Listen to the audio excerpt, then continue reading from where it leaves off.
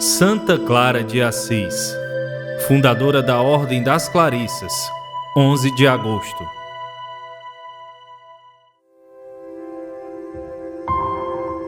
Nascida em 1193 em Assis, Itália, em uma família influente e muito rica, Santa Clara de Assis, Chiara d'Offriducci, era filha de Favarone Schiff, que era conde, e sua mãe se chamava Ortolana Fiune. Tinha 2 irmãos e 2 irmãs, Catarina e Beatriz. Santa Clara era neta e filha de fidalgos, pessoas da classe nobre. Sua família vivia em um palácio na cidade e tinha ainda muitas outras propriedades, dentre elas um castelo. Nos escritos Legenda de Santa Clara, conta-se sobre sua mãe que, quando, já na gravidez e sentindo aproximar-se a hora do parto, orava na igreja em frente do crucifixo, implorando a graça de um parto feliz, ouvia uma voz que lhe dizia: "Não receeis, Senhora, porque de ti nascerá, sã e salva, uma luz de brilho mais claro que o próprio dia." Assim, verdadeiramente se cumpriu a profecia anunciada, e nasceu aquela cuja claridade brilharia no céu, irradiando santidade e pureza para a terra até os dias de hoje. Recebeu de sua mãe, desde criança, as raízes da fé. Foi sempre inclinada de coração à misericórdia e à compaixão para com o próximo. Seu maior consolo encontrava na oração, contando os Pai Nossos que rezava com umas pedrinhas que possuía. Na sua juventude, escondido sob os vestidos preciosos e finos, usava um pequeno cilício para se mortificar por amor a Deus. Exteriormente aparentava luxo e riqueza, mas por dentro revestia-se de Cristo e seu coração não se satisfazia em nada nesta terra. Quando os seus pais a quiseram casar com um homem de nobre linhagem, Clara não aceitou, pois ao contrário, desejava de todo o coração consagrar a sua virgindade ao Senhor. Com cerca de 18 anos de idade, Santa Clara de Assis fugiu de casa rumo à igreja de Santa Maria dos Anjos, onde São Francisco de Assis a aguardava junto de seus frades. Na noite de 18 para 19 de março, seguinte ao Domingo de Ramos de 1212, fez Santa Clara uma oração renunciando ao mundo e às suas honras por amor ao nosso Senhor Jesus. São Francisco cortou-lhe os cabelos com seus longos e belos cachos. Ela se desfez de suas roupas luxuosas e passou a vestir o grosseiro hábito de lã crua, após pronunciar os votos de pobreza, castidade e obediência. Santa Clara de Assis ficou conhecida por ser a primeira mulher a assumir o mesmo caminho de São Francisco de Assis, e logo entrou no mosteiro beneditino de Bastia, onde permaneceu um pouco de tempo para conhecer e viver uma vida comunitária. Seu tio Monaldo tentou em vão convencê-la a voltar para casa. Sua irmã Catarina também fugiu para o convento aos 15 anos de idade. A família enviou novamente o tio Monaldo, acompanhado de cerca de 12 homens, para buscá-las à força. Monaldo amarra a moça e prepara-se para arrastá-la de volta para casa. Santa Clara não suporta ver o sofrimento da irmã e pede ao Senhor que intervenha. Então, a menina deitada no chão ficou tão pesada que ninguém conseguia movê-la, ainda que vários homens juntos tentassem, sem sucesso algum. O tio, tomado de ira, ainda tentou acertá-la com um soco, mas teve sua mão paralisada por uma dor muito forte e então desistiu. Catarina entrou para o convento e recebeu o nome de Inês, passando a viver conforme os passos da irmã Santa Clara. Após um período abrigada no mosteiro beneditino, passando pelo mosteiro de Sant'Angelo di Panzo, Santa Clara foi levada pelo próprio São Francisco para a igreja de São Damião. para formar outras mulheres, iniciando assim a Ordem Segunda Franciscana. Em seguida, São Francisco deu às irmãs sua primeira forma de vida religiosa. Elas, primeiramente, foram chamadas de Damianitas, depois, por escolha de Clara, de Damas Pobres, e finalmente, como sempre, serão chamadas de Clarissas. Logo, outras jovens vão se juntando à ordem, tocadas por Deus e atraídas a viver despojadas de tudo, tendo ao Senhor como sua única riqueza, seu único bem. Santa Clara procura seguir os passos de São Francisco em sua decisão pelo caminho da santidade e na renúncia de si e de todas as coisas. Em seus escritos, Santa Clara sempre se autodefine como sendo: eu, Clara, serva de nosso Senhor Jesus Cristo, plantinha do nosso pai São Francisco. Santa Clara tem total consciência de ser uma planta de São Francisco, plantada por ele nesta terra, com uma missão de crescer e dar frutos como serva de nosso Senhor. Com a morte de seu pai, também sua mãe Hortolana e sua irmã Beatriz, abandonando a rica morada, ingressaram no austero convento. Nas regras escritas por Santa Clara, torna-se evidente o quanto sua vida era de mortificações e jejuns.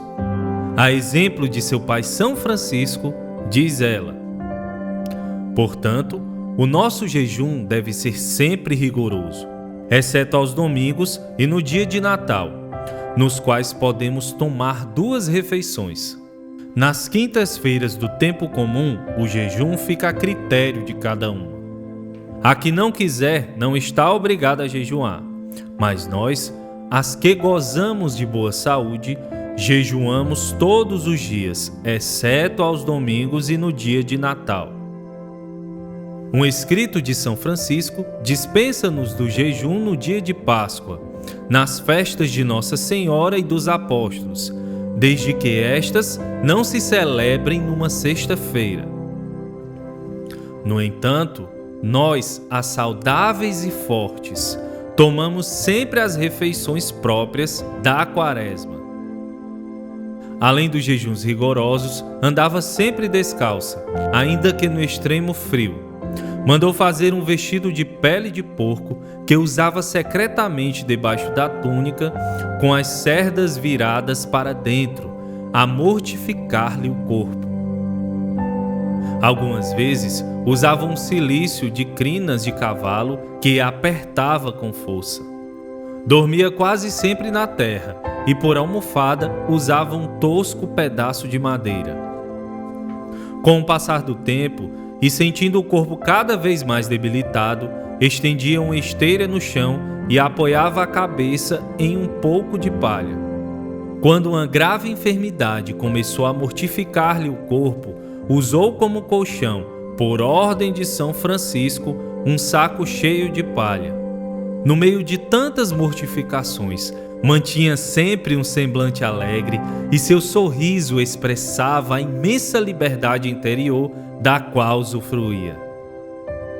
Em 1216, Santa Clara introduziu em sua ordem as regras beneditinas e o título de abadesa, mas manteve o carisma franciscano, sendo a primeira mulher a escrever uma regra de vida religiosa. Em seguida, ela obteve a aprovação por parte de Gregório IX, sigilada depois com a bula de Inocêncio IV, em 1253, do privilégio da pobreza e do ardente desejo de observar o Evangelho. O Papa escreveu: como é manifesto, desejando ardentemente dedicar-vos unicamente ao Senhor, abdicastes ao desejo das coisas temporais. Por isso, tendo vendido e distribuído tudo aos pobres, proponde-vos a não ter absolutamente nenhuma propriedade, aderindo totalmente aos vestígios daquele que por nós se fez pobre, caminho, verdade e vida. Portanto, como haveis suplicado, corroboramos o vosso propósito da mais alta pobreza com o favor apostólico, concedendo-vos com a autoridade da presente que não possais ser por ninguém obrigados a receber propriedades. Eis o privilégio tão ardentemente buscado e desejado, o privilégio da pobreza. 3 anos depois de seus votos, a santa renuncia ao título de abadesa e prefere ser súdita, assumindo as ocupações mais humildes do mosteiro. E mesmo quando São Francisco pede que ela reassuma o cargo, ela ainda assim não abre mão de ser a serva de todos sempre. Lavar as mãos das irmãs quando sentavam-se para alimentar-se, cuidar do asseio das enfermas, principalmente quando se tratava de casos mais repugnantes. Nas noites frias de inverno, sempre andava solícita a agasalhar as irmãs. Também era Santa Clara quem despertava à meia-noite para as matinas e acendia as luzes das escadas, tocava o sino chamando para a oração e avivava a luz da capela. Ainda que doente desde os 31 anos, nunca perdeu o hábito do trabalho. Nunca quis amenizar os rigores da pobreza, nem perdeu a coragem ou a alegria de viver sempre seu chamado com muita disposição e amor. Santa Clara era um grande modelo de confiança em Deus. Numa ocasião, quando a cidade se viu atacada por sarracenos, gente de má índole, sedentos de sangue cristão e capazes dos piores crimes, os quais se preparavam para saquear o mosteiro, a santa pegou o Santíssimo Sacramento e subiu ao muro do convento, erguendo Jesus sacramentado, orando. Em seguida, prostrada por terra, entre lágrimas, proferiu as seguintes palavras: Vais permitir, meu Senhor, que sejam entregues às mãos do inimigo estas tuas filhas indefesas, que no teu amor criei? Eu te peço, Senhor, protege estas tuas servas, uma vez que eu não estou em condições de as poder defender. Ouviu-se então uma voz de maravilhosa suavidade dizendo: Eu vos defenderei para sempre. Acrescentou ela: Meu Senhor, se é do teu agrado, protege também esta cidade, que por teu amor nos sustenta. Ao que Cristo respondeu: Sofrerá muitas tribulações, mas com a minha proteção será defendida. Então, levantando o rosto banhado em lágrimas, conforta as que choram, dizendo-lhes: Filhinhas, garanto-vos com toda a confiança que nenhum mal vos acontecerá. Basta, para tanto, que confieis em Cristo. Imediatamente os muçulmanos são tomados de medo e recuam, deixando o convento intacto e salvo. Por isso, suas imagens geralmente a retratam portando um ostensório em suas mãos. Quando se preparava para a recepção do sacramento da Eucaristia, desfazia-se em lágrimas e, ao aproximar-se a tremer, reverenciava tanto o Senhor escondido no sacramento, como o Senhor glorioso que governa o céu e a terra. Muitos foram os milagres realizados através da fé de Santa Clara e visíveis aos olhos de todos. Entre eles, narra-se que em um tempo em que a fome assolou as irmãs, havia um só pão no mosteiro à hora da refeição. A santa chamou a irmã despenseira e mandou-lhe que partisse o pão. Uma metade era para os irmãos e a outra metade ficaria para as irmãs. Desta metade, mandou a santa cortar 50 pedaços, tantos quantas as irmãs, e mandou que os distribuísse. Admirada, a irmã despenseira foi comentando que seriam necessários os antigos milagres de Cristo para conseguir 50 pedaços de quantia tão diminuta. Ao que a santa respondeu: Filha, faz o que te digo confiadamente. Começando a irmã a executar a ordem, começou a santa a dirigir ao seu Senhor Jesus Cristo fervorosas súplicas em favor das filhas. Eis quando, por divina generosidade, começou a crescer o pão nas mãos da irmã que o cortava. Assim, cada uma das irmãs recebeu uma porção abundante. Santa Clara rezava incessantemente. Mesmo ao término das orações habituais diárias, quando as irmãs repousavam, ela se estendia orando ao seu Senhor em momento de profunda intimidade espiritual. Muitas vezes orava com o rosto prostrado em terra e, não raramente, banhava de lágrimas o solo e acariciava-o com beijos. Parecia que tinha sempre nas mãos o seu Senhor Jesus, cujos pés banhava de lágrimas e cobria de beijos. Certa vez, quando chorava no silêncio da noite, o anjo das trevas apareceu-lhe na forma de um menino negro. "Não chores assim que podes ficar cega", disse-lhe ele. Mas ela retorquiu-lhe: "Não ficará cego quem contemplar a Deus." Confundido, o tentador deixou-a. Mas naquela noite, depois de matinas, estando ela a orar desfeita em lágrimas, voltou a insistir o conselheiro da mentira. Falou-lhe assim: "Não chores tanto que ainda derretes o cérebro, que pode escorrer-te pelo nariz e ficas com ele torto." Ao que ela respondeu prontamente: "Não sofrerá deformação alguma aquele que serve o Senhor." Pondo-se em fuga, o maligno desapareceu. No ano de 1224, Santa Clara ficou doente e aos poucos foi definhando, mas sua vida de oração e recolhimento profundo foi se aprofundando cada vez mais. Escreveu ela: "Nada é tão grande quanto o coração do homem, no íntimo do qual Deus reside." Na morte de São Francisco, em 1226, obteve a graça de que seu corpo fosse introduzido na clausura, para que as monjas pudessem contemplar-lhe o rosto. A legenda úmbria diz que: "Então a Senhora Clara, verdadeiramente clara pela santidade dos seus méritos, e primeira entre todas, por ter sido a primeira planta desta santa ordem, avançou com as outras filhas para ver o corpo amortalhado do Santíssimo Pai."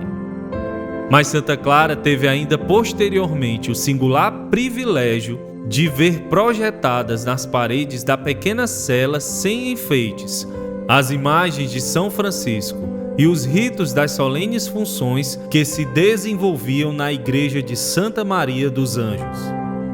Anteriormente, tivera esse mesmo tipo de visão numa noite de Natal, quando o doente não pôde participar da oração com as demais irmãs, e então viu na parede de sua cela projetado o presépio e pôde assistir ao santo ofício que se ocorria na igreja de Santa Maria dos Anjos.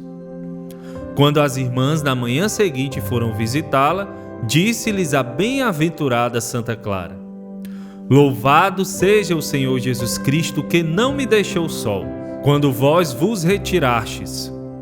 Pela graça de Deus, pude ouvir todas as solenidades que se celebraram esta noite na igreja de São Francisco.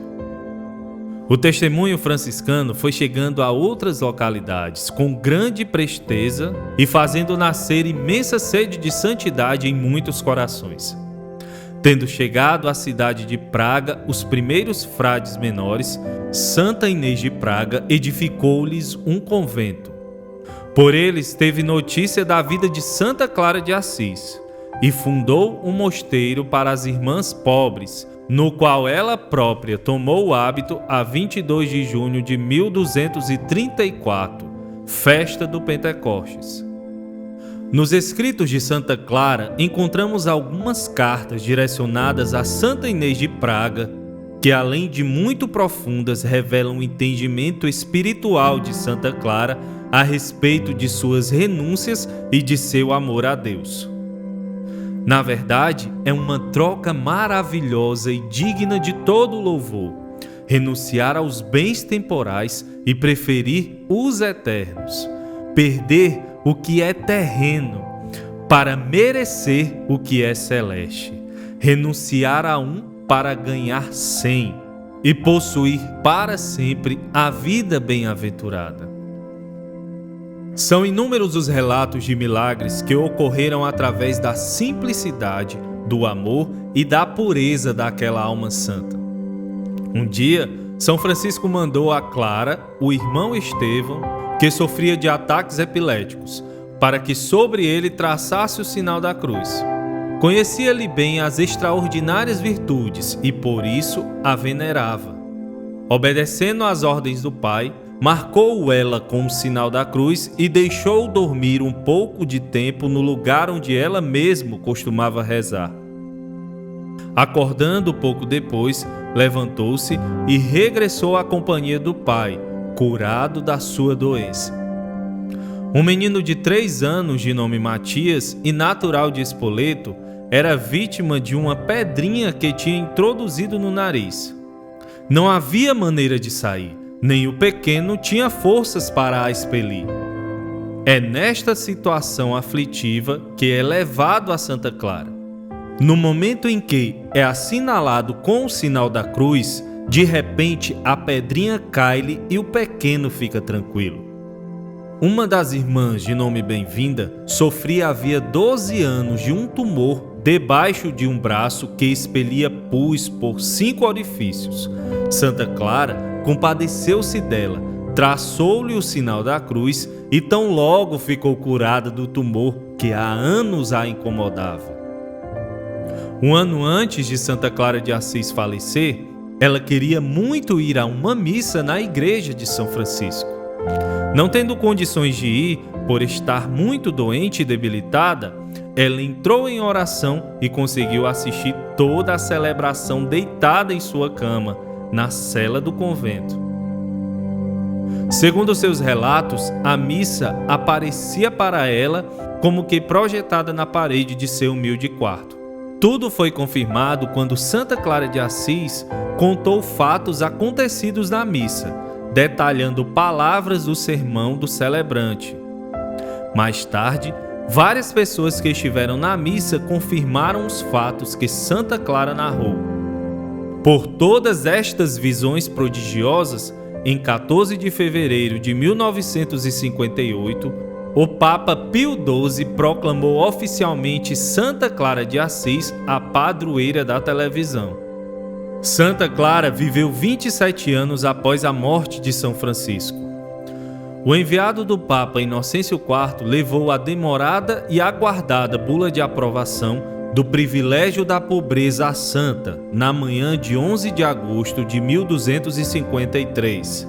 Poucos instantes antes que a santa deixasse esta vida. Só então viu a aprovação total da regra que havia escrito para a sua ordem, sob inspiração divina e alicerçada no exemplo da vida de São Francisco. Nos últimos 17 dias que precederam sua morte, não pôde tomar qualquer alimento. Mesmo assim, era fortalecida pelo Senhor com tal energia que podia encorajar no serviço de Cristo todos quantos a visitavam. Quando o bondoso Frei Reinaldo a visitou no leito de dor e a quis exortar à paciência, ela respondeu-lhe com toda a franqueza: Querido irmão, desde que me foi dado conhecer a graça do meu Senhor Jesus Cristo por meio do seu servo Francisco, nenhuma pena me foi molesta, nenhuma penitência me pareceu severa, nem nenhuma doença me foi difícil de suportar. Santa Clara morreu no chão nu do mosteiro de São Damião. Seus lábios sussurram a última oração de ação de graças na hora de sua morte. Vá segura, minha alma, porque você tem uma boa escolha para o caminho. Vá, porque aquele que a criou também a santificou. E guardando-a sempre como uma mãe guarda o filho, amou-a com eterno amor. E bendito sejais vós, Senhor, que me criastes. Quando uma irmã lhe perguntou com quem falava, respondeu: Falo com a minha bendita alma. Estava próximo o glorioso encontro. Com efeito, voltando-se para uma das irmãs, perguntou-lhe: Filha, vês o Rei da Glória como eu vejo? Uma incontável multidão jamais vista participou do seu sepultamento. O Papa mandou enterrá-la na igreja de São Jorge, onde São Francisco estava enterrado. 2 anos depois, foi proclamada santa por Alexandre IV. 2 anos após, foi canonizada já com vários milagres reconhecidos por sua intercessão. Em 1260, depois de construída a Basílica de Santa Clara, ao lado da igreja de São Jorge, seu corpo foi trasladado com todas as honras para lá. Santa Clara de Assis, rogai por nós a Deus e alcançai-nos a pureza de coração, a pobreza de espírito, a virtude da humildade e um coração transbordante de amor a Jesus.